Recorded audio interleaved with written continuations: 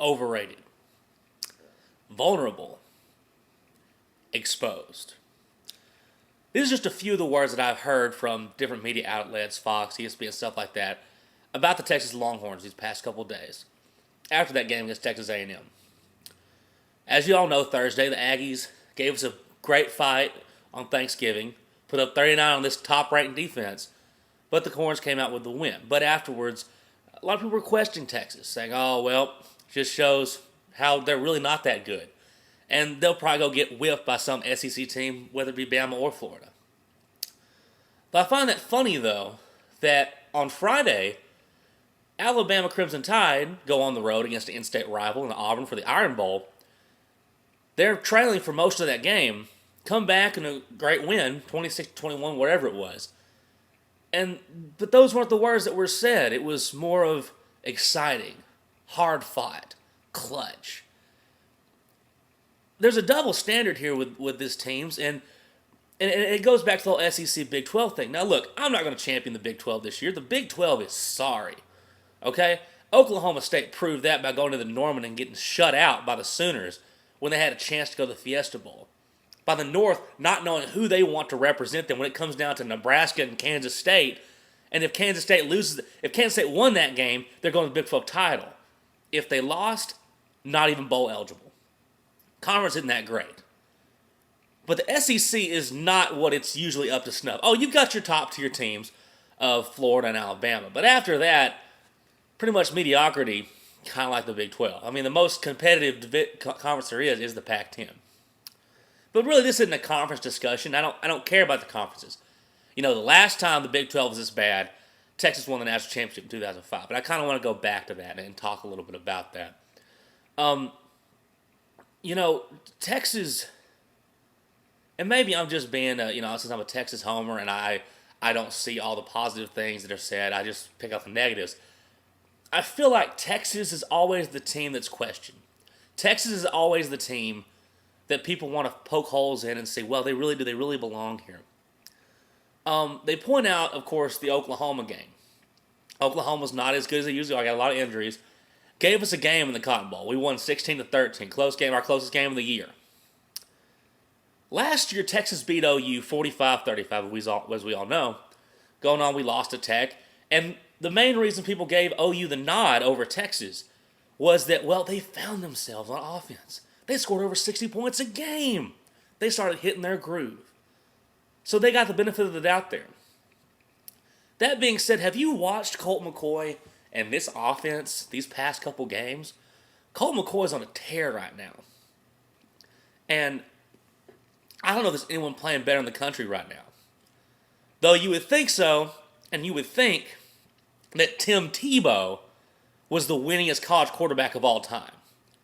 Watching CBS cover the SEC, especially Florida and Tim Tebow, is nauseating. At one point, I think one of the commentators used the eternal shining star. ESPN devoted the whole day to let's talk about Tebow's last game. Cole didn't get that. Now, I'm not saying that Tebow doesn't deserve publicity. I'm not saying that Tebow doesn't deserve any kind of hype. But he keeps being compared to the greatest college football player of all time. Of all time. Tim Tebow. While that, Colt McCoy is going on a tear, destroying people. You know, I loved it, and I talked about it in my last Aggie video about Colt's focus right now. Colt is not that happy-go-lucky guy right now. Right now, Colt is an assassin. And they're talking about it during the game, that people came up to him before the game to shake his hand, say, how you doing? He shook his hand, he was polite, but his eyes stared straight through him. He was beating the Aggies. Whether any of the other guys were going to show up, Colt was. And Colt was going to win that game. I think I'm making this video because I'm getting a really good case of deja vu here from, yeah, that's right, 2005, the last time Texas went to the Rose Bowl to win the national title. And we'll talk about Nebraska in a little bit, but, let's say Texas takes care of that and we play the SEC championship, whether it be Florida or Alabama. Back in 2005, when we played USC, the build-up for that was USC is one of, if not the greatest college football team of all time. And they were doing weekly segments of which of the, would the 95 Nebraska Cornhusker beat them? Would the 84 Notre Dame Fighting Irish? I mean, comparing them to the greatest college football teams of all time. And Texas, oh, they were happy to beat them. Oh, Texas, you're a good team. You guys give them a good fight. But this is USC. You guys can't take on USC. Of course, afterwards, when Texas won the game, the excuse from other fans was, oh, well, y'all got Vince Young. I find that funny since Texas had Vince Young when they were saying we're going to lose. Which goes back to now. Apparently the sexy pick this week, the black shirts are coming to Arlington, and they're going to take out the Longhorns. Now, I'm not going to sit here and say that Nebraska has no chance. I got no problem. But I don't see, after one game where the defense doesn't play as well, you're going to say, oh, well, that's it. That's it. Texas has no chance. And I've heard that. And I'll put the article up somewhere and some other place as well. Apparently, Nebraska is going to beat Texas this week and screw everything up and get what everybody apparently wants is a rematch of the SEC championship, no matter who wins it. I like this though. I'm happy about it, and I want Florida. If we go to the championship, I'm not saying we are right now. I want Florida. I do. I want Florida. No disrespect to Alabama. I think they're a great team, but I've got no beef with Alabama. I think Texas right now has a problem with the Gators.